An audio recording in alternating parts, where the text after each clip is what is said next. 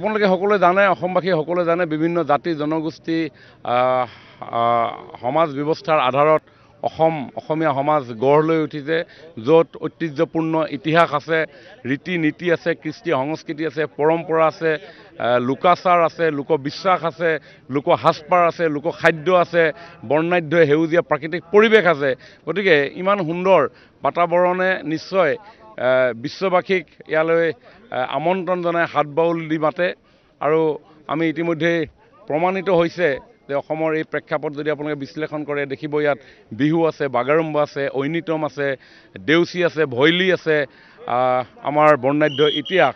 গতিকে এই ইতিহাস আজি এনেধৰণে বিশ্ব প্ৰেক্ষাপটত উজ্বলাই তুলিবৰ কাৰণে প্ৰধানমন্ত্ৰীতকৈ বেছি যোগ্যৱান মানুহ নিশ্চয় নাই। আৰু যিজন প্ৰধানমন্ত্ৰীয়ে কেৱল অসমৰ পৰ্যটন ক্ষেত্ৰই নহয়, বৰঞ্চ সমগ্ৰ দেশবাসীক স্বাভিমানী কৰি তুলিলে যোৱা 9.5 বছৰ।